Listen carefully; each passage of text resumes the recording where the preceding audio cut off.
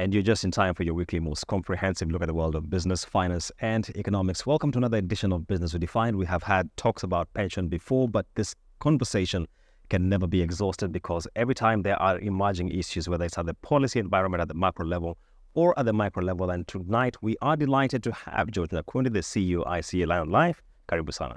Thank you, Julian Amboko. Thank you. So, George, let's start from here. It's been a landmark year. We finally had the courts pronounce themselves on the matters of NPSF Act of 2013. If you could just give us your thoughts around how this has recasted the pensions landscape in Kenya. Just before the act was enacted, I think the pension area in Kenya was confined to a few employers. Mainstream employers take care of their employees by providing some form of pension contribution to support their retirement. We think the NPSF Act, as it is now, provides an opportunity for many other employers who are hitherto not involved in the savings aspect for retirement for their employees, now being brought into the pool to be able to then provide retirement benefits for most of those employees and employers who are not in the pool. The propensity to save in Kenya and in East Africa is low in terms of retirement benefits. Not many people are able to save for the retirement when it comes.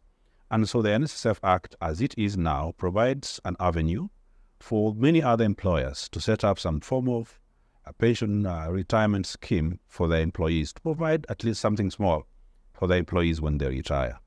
It widens up the opportunity for employees also, provide an avenue for them to save towards their retirement, either by increasing their personal contributions, what we call the voluntary contributions to these pension schemes, together with employers and their personal contributions. That then sets a pool, a small pot for retirement when the time comes. I see. And many times we have this conversation on pensions. The youth who are watching the show always ask me, how do I know the right amount to be contributing towards my pension? I'm really curious to get your thoughts on that. Typically, I think when it comes to actuarial science, typically when we want to save for insurance, it's perhaps 10% of our income should go towards insurance. And the youth should be advised that sooner or later, they'll be aging, they'll require funds to support them in old age. And they therefore need to set aside a portion of their income towards that particular goal. Typically, if they are able to save, say, 10, 15, 20% of their income, together with employers, if any, that will cushion them against any volatility when it comes to retirement. Indeed, the youth now need to be socialized to start saving now because of the compound interest component that then makes the funds to accumulate at a very fast rate, afford them a decent retirement package when they leave employment. And another oft-cited question is pension schemes in this country have often been perceived to be the preserve of those in formal employment. How do we begin to rope in the informal sector into pension services? As ICEA, I think we have for a long time tried to venture into the informal sector by providing special solutions, retirement solutions to the informal sector. Our personal pension plan, for example, does provide an opportunity for those in the informal sector to save towards their retirement in their formal pension scheme, known as PRS, Personal Retirement Benefit Scheme, where they come together, either an individual as a group, and provide savings, regular savings, that then are invested to provide for their retirement. But I think that agenda needs to be discussed further. And I think with the onset of the NPSF Act, it does therefore invigorate the idea that savings for retirement is a normal thing. It is necessary because as we age, we need support. But also there are avenues, there are products that then provide for people, employees or business people in the informal sector to save towards that retirement goal. And for many now, speaking about the NPSF Act, many still ask, we hear a lot about Tier 2 contributions.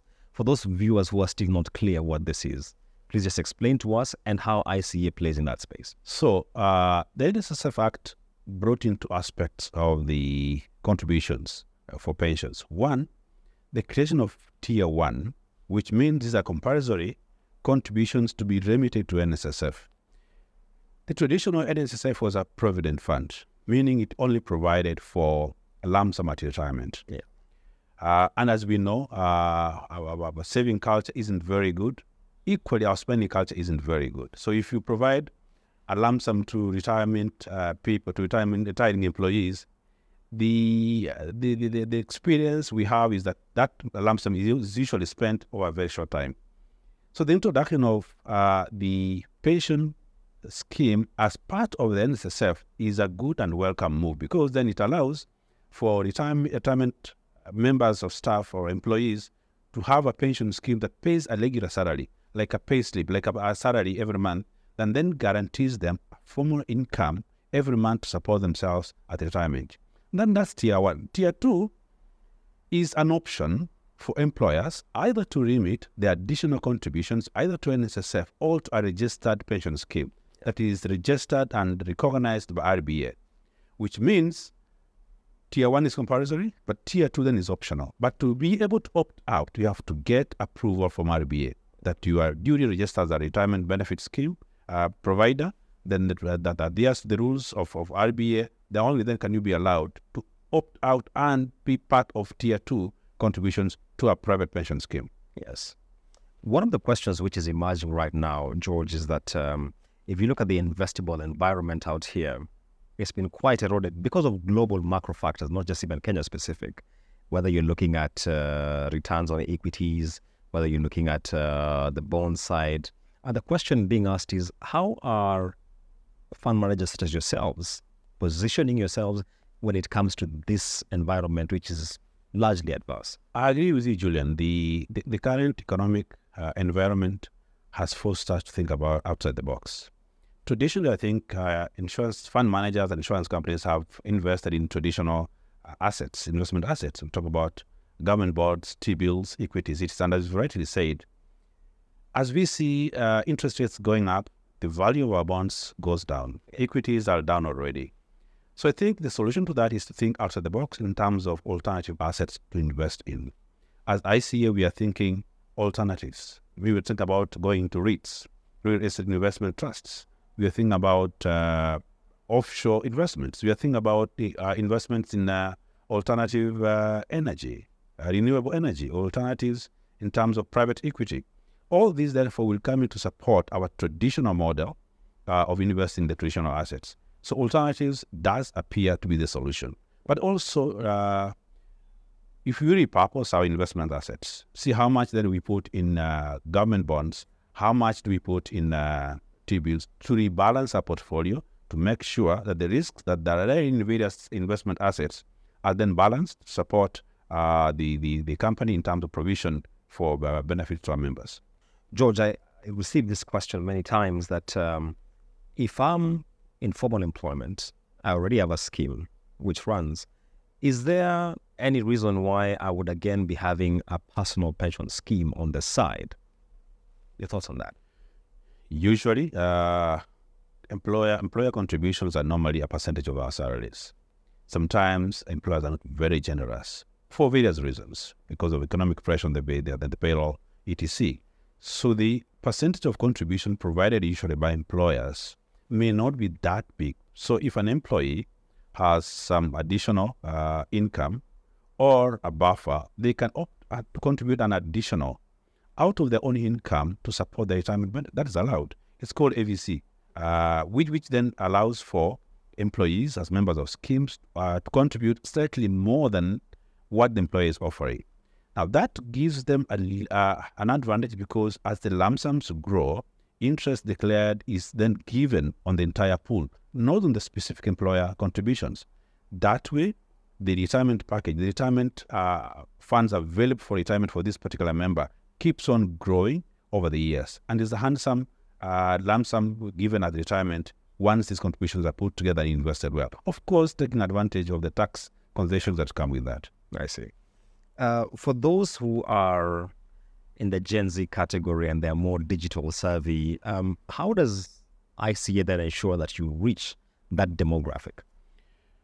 Again, in terms of preparation for that, yes, we are prepared. We have developed digital assets to allow for the millennials, so to say, to save convenient-free, friction-free, in terms of building portals where they can come in, identify which product they want, enroll for it online, and start their contributions online. And everything is done seamlessly because of the technology that we've deployed, the digital asset that we've deployed at ICEA Lion Life, to make sure that then we can capture that population that is tech savvy, that does not have the liberty of working or socializing us through our offices. They have a portal that is online, that is available for them to come in and make their contributions as we proceed. George, tell us about the GCR ratings. I heard about it and I thought, and I was even asking, congratulations on it, first of all, and more importantly, is this an indication of some corporate action we should be expecting from ICEA Lion?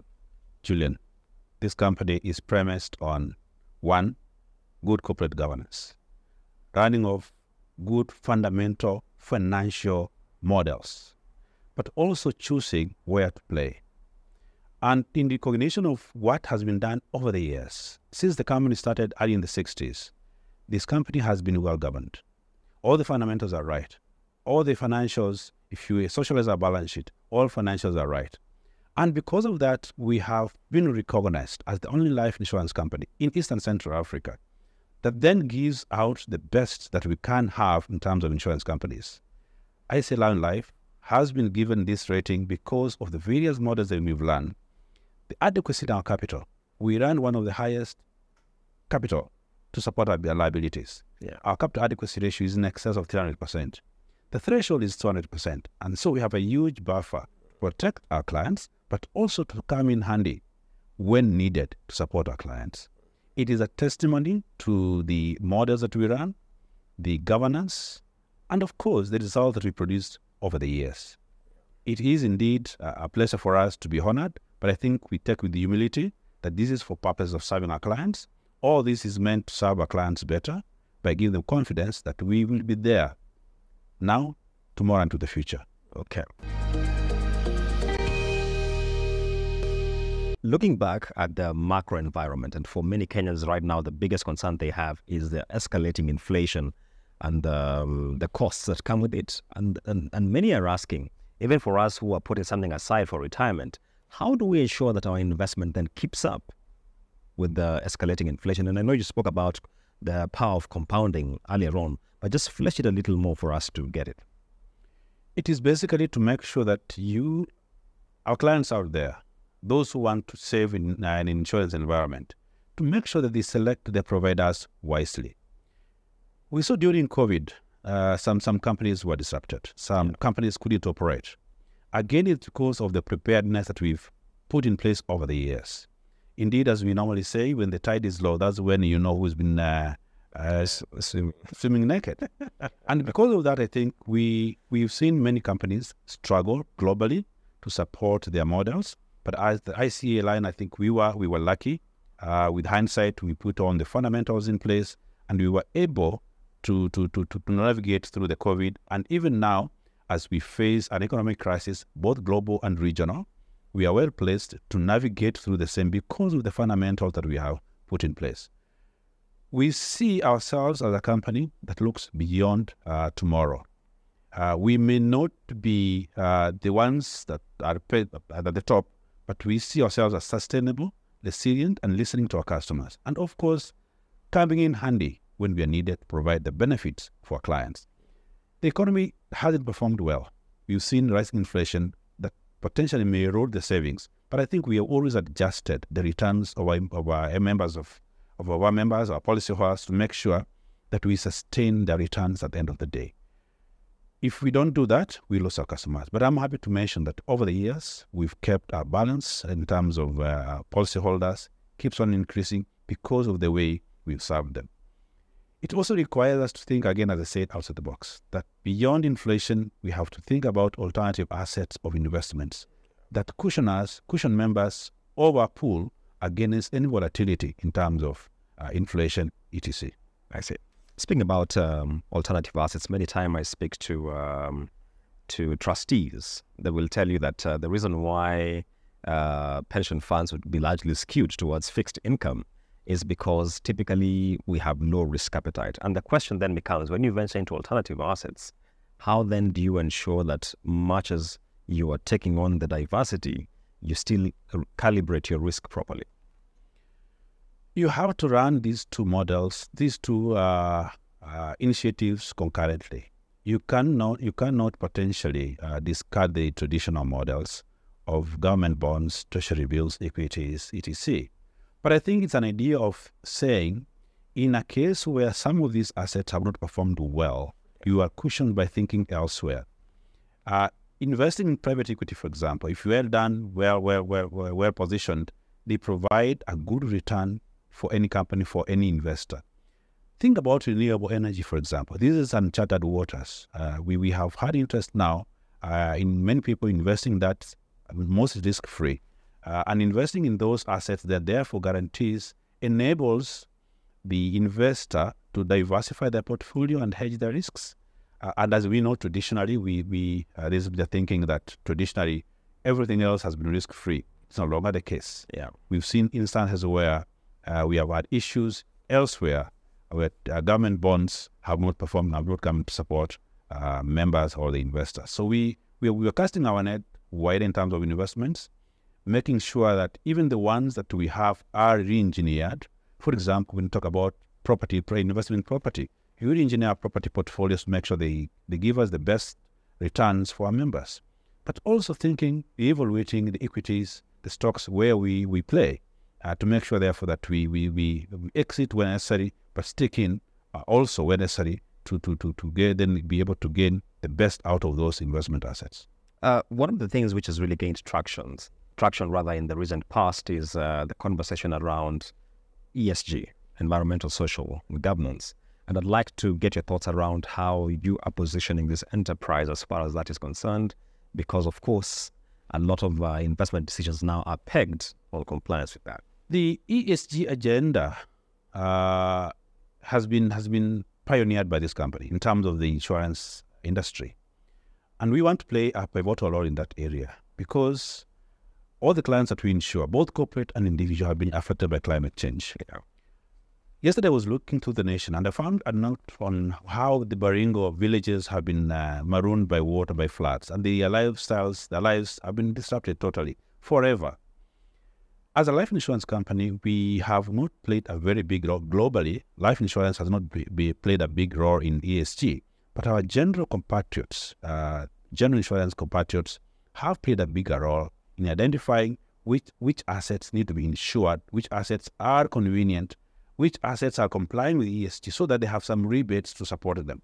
But the entire agenda of ESG cannot be finalized unless all of us come together as an industry.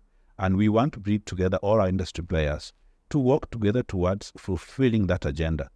We see ourselves playing a bigger part in ESG in terms of reducing even premiums for those clients that are compliant, but also giving some incentives to those that have not started so that they can start and reap from the benefits of ESG. Global change, global climate will always affect the way we do business around here. And for life insurance, for now, what we see is the proliferation of diseases, which may affect mortality and morbidity. And for those, as a life insurance company, we are thinking, how do we then socialize our clients to make sure that mortality assumptions that we put in our pricing don't go beyond what we priced? I see. Spot on there. And one thing I'd like to get your thoughts, George, is this. How is the micro insurance landscape? Well, I remember when it began catching momentum in this market, it was billed as the way to get to the very bottom of the pyramid in terms of bringing guys into insurance, into pensions. When you look back and see where it is right now, do you feel content? Where do you think we can push the envelope a little further? We have a lot to do in terms of bringing the micro sector into the fold of the insurance provision. Many companies, ourselves included, have ventured into micro by providing micro products and micro solutions to our micro population, so to say, the lower part of the pyramid. To be able to serve them better, there's a lot of education that is needed for people below the pyramid to understand that the saving component of insurance is very different from other financial products, that they must save for the future. Ours is long term, but also we have to provide to them ideal products. We want to roll out soon a micro product to the lower part of the pyramid, but also using technology. We cannot succeed in reaching out the lower part of the pyramid, the micro sector, without having the appropriate technology. Our technology team is working around the corner to ensure that we have technology platforms that support us to distribute these products out there, to provide these products out there, the lower part of the pyramid. But also general education. We need to generally educate the populace about the advantages of saving, of having a life insurance product, so that eventually the knowledge then helps the micro sector to grow. Regulation is equally important, but I think we've seen in the recent past regulations being put in place, which was not there before.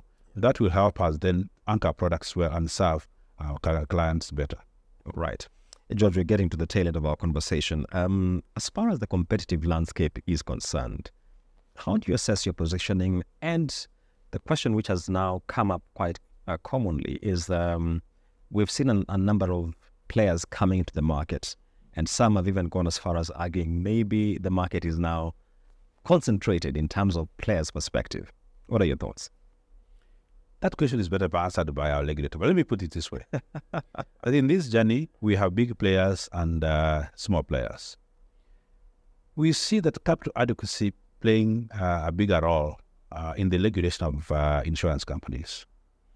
The incoming of new companies is a welcome move. It widens up competition, providing better solutions to our clients, to the market, but again, making sure that all these companies are well capitalized to meet their liabilities. Now, at ICEA Life, we are the largest life insurance company in terms of asset base. We are the largest life insurance company in terms of capital adequacy. We are the pioneers in private pension schemes, and our private pension scheme, our DA, for example, pensions product is the largest in the market.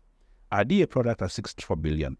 Our personal insurance product, personal retirement benefit scheme, at around 30 billion. With good corporate governance, capital adequacy, okay, and the recognition of what we are doing, we think we are best placed to lead this market. We know also that in the market, there could be a few of our competitors who are struggling. Yeah. When you socialize the capital adequacy, for example, you look at the capital adequacy of some of these companies, it's one thing. Before COVID, the regulator had indicated that he was going to put in place to effect the capital adequacy regime, which you have not seen happening. And that has led to some of our competitors operating not in an optimal manner, to the extent that when it comes, for example, retirement benefit schemes, we invest in the same climate, same environment. We've seen some companies, fund managers, offering extremely high rates. They're not sustainable beyond the horizon. We want to run good models that are consistent with what we are operating in, but also resilient and sustainable going forward. And that is what ICEA Life is about: sustainability and resilience and support to all our policyholders at any one time. All right. My final question, George, is what would be your parting shot, especially around the subject of pensions, to Kenyans at this particular time when many will tell you, look, our wallets are distressed. Our disposable income is really thinning out. What would be your parting shot? To be able to answer that, you need to go outside of Kenya. Take, for example, a country like India, where the propensity to save is much higher, in spite of the income levels being low. It is the culture of saving that I think that will help us. Developing a culture of saving, that whatever little we have, if we save part of it, it will come in handy later in our lives. In spite of the pressures that the pay slips and our earnings have received from various initiatives to tax employees, etc., which is a good thing to build a country. But at the same time, as that pressure mounts, we need to ask ourselves, what do we save for our future? The future is waiting for us and is only ready for those who will be able to set aside a little of the earnings to save for a rainy day. And that cannot be explained better than having various products that we do at ICEA Life. A personal pension scheme with a minimum of about 1,000 shillings, you can be able to save for retirement. If you wanted, for example, any other product, education product, it's available.